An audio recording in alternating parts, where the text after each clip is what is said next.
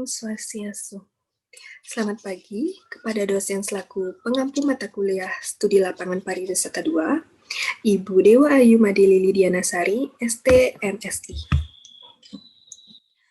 Perkenalkan, nama saya Kade Ayu Minsyara Nasari dengan NIM 20103040, nomor absen 5 dari kelas MKPB semester 2. Di sini, saya akan menyajikan materi terkait strategi pengembangan daya tarik wisata Pulau Menjangan untuk memenuhi tugas ujian akhir semester saya. Di sini, saya menggunakan analisis SWOT atau Strength, Weakness, Opportunity, dan Threats untuk menganalisis strategi pengembangan daya tarik wisata Pulau Menjangan. Materi yang pertama, terdapat identifikasi faktor eksternal dan internal. Yang pertama, faktor internal, kekuatan atau strength. Yang pertama, daya tarik wisata Pulau Menjangan terdapat taman bawah laut atau terumbu karang indah, cantik dan alami yang dapat menarik perhatian wisatawan. Yang kedua, dikenal dengan wisata bahari yang dapat menarik perhatian wisatawan seperti snorkeling dan diving. Memiliki kualitas air jernih yang bisa membuat wisatawan melihat keindahan biota laut yang cerah dan penuh warna. Fasilitas kegiatan diving dan snorkeling yang memadai, terdapat biota laut yang beraneka ragam, keberadaan Pulau Menjangan yang sudah dikenal wisatawan domestik maupun mancanegara, banyak terdapat spot diving di beberapa titik di bawah air laut, dan yang terakhir memiliki pasir putih dan ombak yang tenang. Daya tarik wisata Pulau Menjangan juga memiliki kelemahan atau weakness. Yang pertama, wisatawan memerlukan waktu sekitar 30-45 menit untuk sampai di Pulau Menjangan. Yang kedua, terjadinya kerusakan biota laut akibat peningkatan kegiatan wisata bahari bawah laut, kurangnya sarana dan prasarana penunjang di daya tarik wisata Pulau Menjangan, masih adanya sampah plastik yang bersebaran di bawah laut, kurangnya perhatian masyarakat setempat terkait sampah yang ada di bawah laut, belum adanya promosi khusus baik dari pemerintah maupun masyarakat setempat, dan hanya terdapat promosi dari tour agent saja. Dan yang terakhir, tidak adanya air bersih yang menyediakan air toilet bersumber dari air laut.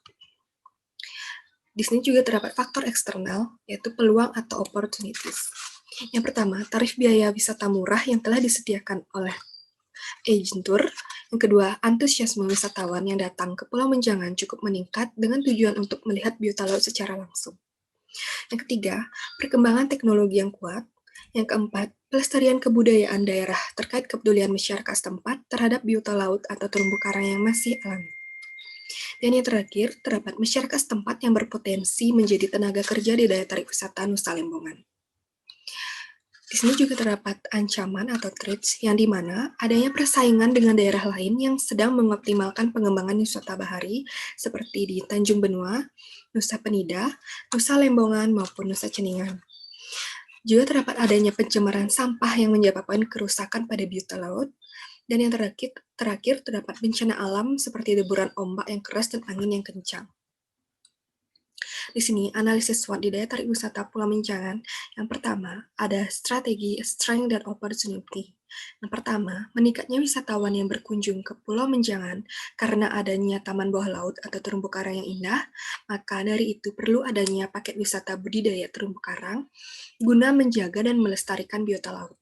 Yang kedua, terdapat meningkatkan penyediaan fasilitas untuk kegiatan snorkeling dan diving yang dilakukan oleh wisatawan, sehingga menjadikan wisatawan tersebut nyaman untuk melakukan kegiatan tersebut. Yang kedua, ada strategi weakness dan opportunity. Yang pertama, mengembangkan sarana dan prasarana oleh pengelola Pulau Menjangan, baik itu bekerja sama bersama pemerintah maupun masyarakat setempat karena kunjungan wisatawan ke Pulau Menjangan mengalami peningkatan. Yang kedua, penataan ulang pada biota laut karena meningkatnya kunjungan wisatawan ke Pulau Menjangan untuk melihat biota laut secara langsung yang menjadikan keasrian taman bawah laut menjadi menurun karena peningkatan kegiatan wisata bahari, seperti kegiatan snorkeling dan diving tersebut. Selanjutnya terdapat strategi strength dan threats. Yang pertama, membangun suatu kelompok guna meningkatkan kesadaran semua pihak dalam memelihara keragaman sumber daya alam dan kelestarian lingkungan taman biota laut untuk menghadapi persaingan dari daerah lain yang sedang mengoptimalkan pengembangan wisata bahari seperti di Tanjung Benua, Nusa Penida, Nusa Lembongan, maupun Nusa Ceningan. Yang terakhir, terdapat strategi weakness atau threats. Yang pertama, perlu adanya pengawasan terhadap wisatawan yang melakukan kegiatan diving ataupun snorkeling agar berhati-hati dan tidak menginjak terumbu karang yang sudah dipasang sehingga terumbu karang masih hidup dan tetap alami sampai kapanpun. Yang kedua, perlu adanya upaya dalam pelestarian taman bawah laut agar plastik tidak lagi bersebaran di bawah laut, serta tidak terjadinya kerusakan pada biota laut sehingga taman bawah laut tetap lestari bagi kehidupan di dalamnya. Selanjutnya, pengidentifikasian tujuan dari strategi yang diterapkan.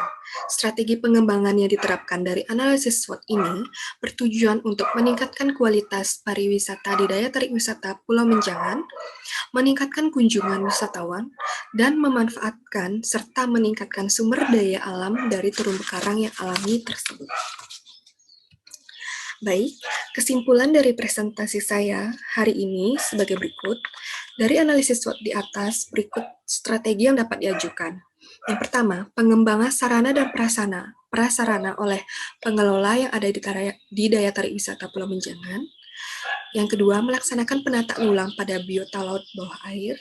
Yang ketiga, melakukan pengawasan terhadap kegiatan snorkeling maupun kegiatan diving.